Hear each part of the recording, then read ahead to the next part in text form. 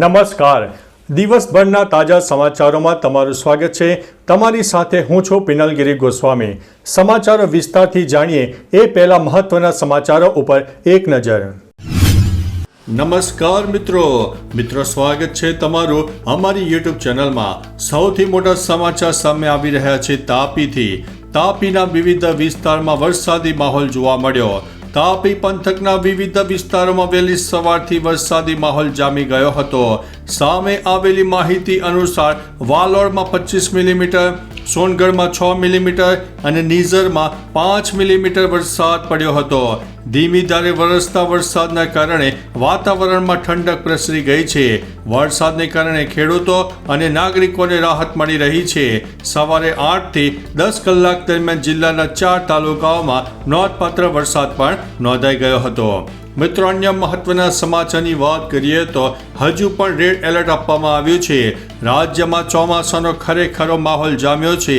તેવામાં હવામાન વિભાગે સાંજ સુધીમાં અનેક જિલ્લામાં વરસાદનું એલર્ટ આપ્યું છે. સુરેન્દ્રનગર, મોરબી, બોટાદ જિલ્લામાં એલર્ટ આપવામાં આવ્યું છે. વરસાદની સાથે 41 થી 61 કિલોમીટર પ્રતિ કલાકની ઝડપે પવન ફૂંકાઈ શકે છે. આ સિવાય કેન્દ્ર શાસિત પ્રદેશ દમણ અને દાદરાનગર હવેલી સહિત 25 જિલ્લામાં પણ એલર્ટ આપવામાં આવ્યું છે. કડાકા ભડાકા સાથે વરસાદ થઈ શકે છે. મિત્રો, અન્ય મહત્વના સમાચારની વાત કરીએ તો ઈરાનના 6 લશ્કરી એરબેઝ પર હુમલો. ઈરાન પર ફરી એકવાર હુમલો થયો છે. ઇઝરાયેલે ઈરાનના 6 મુખ્ય એરબેઝ ઉપર હુમલો કર્યો છે. આ બધા લશ્કરી એરબેઝ છે. આઈડીએફે દાવો કર્યો છે કે તેણે સેલ્ફ ડ્રીવન વિમાનોથી ઈરાનના 6 એરબેઝ ઉપર બોમ્બ ફેંક્યા છે. આ હુમલામાં 15 ફાઇટર પ્લેન અને 1 હેલિકોપ્ટરનો નાશ કરવામાં આવ્યો છે. નાશ પામેલા ફાઇટર જેટમાં F-14, F-5 અને AH-1નો સમાવેશ થાય છે. મિત્રો, અન્ય મહત્વના સમાચારની વાત કરીએ તો પેટ્રોલ 120 રૂપિયા પ્રતિ લીટર સુધી પહોંચી શકે છે. ઈરાન અને ઇઝરાયલ યુદ્ધ વચ્ચે ઈરાને સ્ટ્રેટ ઓફ હોર્મુઝ બંધ કરવાનો પ્રસ્તાવ પસાર કર્યો છે.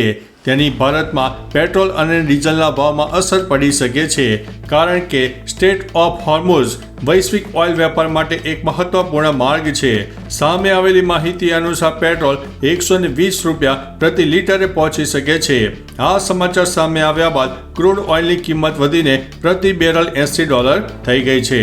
મિત્રો, અન્ય મહત્વના સમાચારની વાત કરીએ તો સુરતમાં પુષ્પવાટિકા સોસાયટીમાં વરસાદના પાણી ભરાઈ ગયા. હવામાન વિભાગની આગાહી પ્રમાણે સુરતમાં વરસાદ પડ્યો. ભારે વરસાદથી અડાજણ પાલ રોડ ઉપર આવેલી પુષ્પવાટિકા સોસાયટીમાં વરસાદી પાણી ભરાઈ ગયા, જેના કારણે લોકોને ભારે મુશ્કેલીનો સામનો કરવો પડ્યો હતો. ઉલ્લેખનીય છે કે સુરતમાં ભારે વરસાદ પછી અનેક વિસ્તારો પાણીમાં ગરકાવ થઈ ગયા છે. મિત્રો, અન્ય મહત્વના સમાચારની વાત કરીએ તો મેશ્વો નદીમાં નવા નીરની આવક. ખેડૂતોમાં ખુશીનું મોજું ફરી વળ્યું છે. અરવલ્લીના મેઘરજ તાલુકા અને ઉપરવાસમાં થયેલા ભારે વરસાદના કારણે શામળાજીના અણસોલ પાસે આવેલી મેશ્વો નદીમાં નવા નીરની આવક થઈ છે. ઉનાળા દરમિયાન સંપૂર્ણપણે સૂકી ભાસતી આ નદીમાં પાણીની આવક થતાં આસપાસના વિસ્તારના ખેડૂતોમાં ખુશીનું મોજું ફરી વળ્યું છે. હવે નદીમાં પાણી આવક થતાં આ બોર અને કૂવા રિચાર્જ થશે તેવી પણ આશા સેવાઈ રહી છે. મિત્રો, અન્ય મહત્વના સમાચારની વાત કરીએ તો સિહોરમાં 4 કરોડનું ડાયવર્ઝન 2 મહિનામાં જ નિષ્ફળ ગયું છે.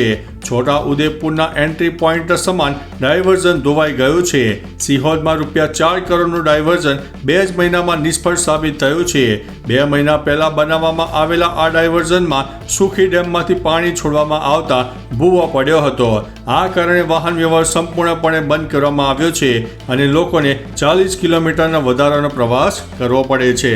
મિત્રો, અન્ય મહત્વના સમાચારની વાત કરીએ તો રાજ્યના 10 જળાશયો 100% ભરાઈ ગયા છે. હવામાન વિભાગની આગાહી અનુસાર રાજ્યમાં વરસાદી માહોલ જામ્યો છે.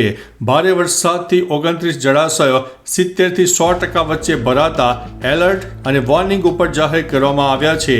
સરદાર સરોવર યોજનામાં હાલમાં કુલ સંગ્રહ શક્તિના 50.15% પાણી સંગ્રહાયેલું છે. 8 દિવસમાં રાજ્યમાં સિઝનનો સરેરાશ 16% વરસાદ વરસી ચૂક્યો છે. ઉપરાંત સવારના 6 થી બપોરે 2 વાગ્યા સુધીમાં રાજ્યના 98 થી વધુ તાલુકામાં હળવાથી અતિભારે વરસાદ વરસી ગયો છે.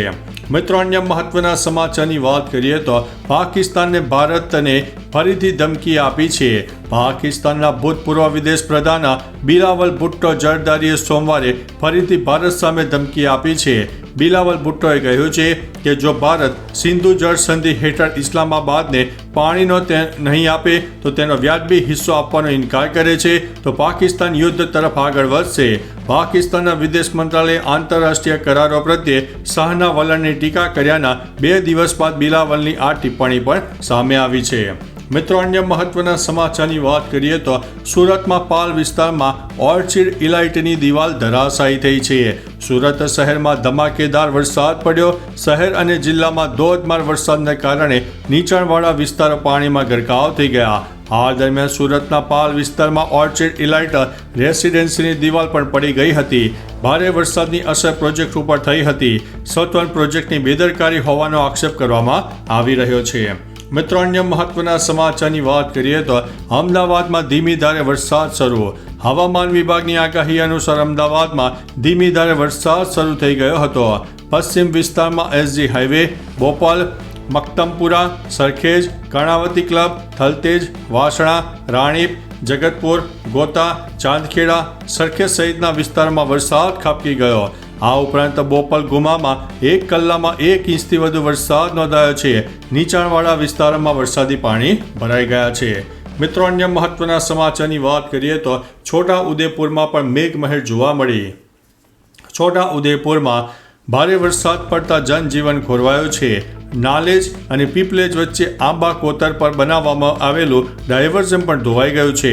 ડાયવર્ઝન ધોવાઈ જવાને કારણે આસપાસના 25 ગામના લોકોને અવરજવર માટે ભારે મુશ્કેલીનો સામનો કરવો પડી રહ્યો છે. સરહદી વિસ્તારમાંથી પસાર થતી સુકતા નદીમાં ઘોડાપૂર આવ્યું છે. સતત વરસાદને કારણે નદી માળામાં પૂર આવી ગયા છે. મિત્રો, અન્ય મહત્વના સમાચારની વાત કરીએ તો નલ સે જલ કૌભાંડ મામલે વડોદરામાં 12 અધિકારીઓ સામે ફરિયાદ. મહીસાગરમાં થયેલા નલ સે જલ યોજનામાં થયેલા કૌભાંડમાં CID ક્રાઇમમાં ફરિયાદ થઈ છે. 2019થી 2023 દરમિયાન 620 ગામોમાં પીવાના પાણી માટે પાઇપલાઇન, કૂવા અને ટ્યુબવેલ જેવી સુવિધા માટે ફાળવાયેલા 123.22 કરોડ રૂપિયાના સરકારી નાણાંની ઉચાપત કરવામાં આવી હોવાનો ખુલાસો થયો છે.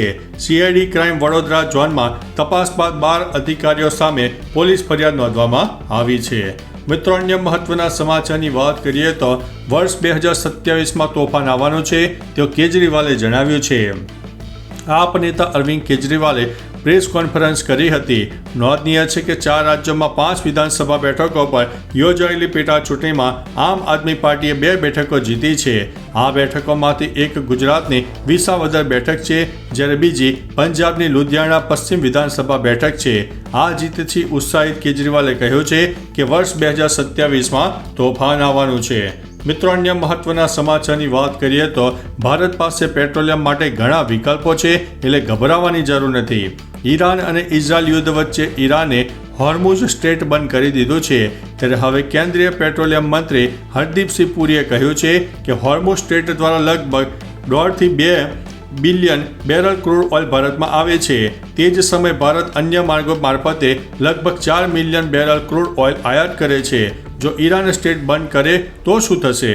અમારી તેલ કંપનીઓ પાસે પૂરતો સ્ટોક છે અને અમે અન્ય માર્ગો દ્વારા પુરવઠો વધારીશું. મિત્રો, અન્ય મહત્વના સમાચારની વાત કરીએ તો ઈરાન અને ઇઝરાયલ યુદ્ધથી બાસમતી ચોખા ઉપર અસર પડી છે.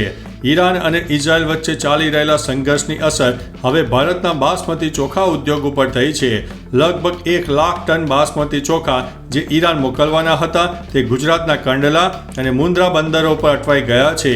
આ પરિસ્થિતિની અસર સ્થાનિક બજાર ઉપર પણ જોવા મળી છે.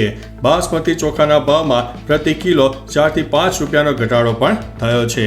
તો ચાલો મિત્રો, ફરીથી દેશ અને દુનિયાના સુપરફાસ્ટ સમાચાર લઈને મળતા રહીશો. ત્યાં સુધી અમને રજા આપશો. નમસ્તે.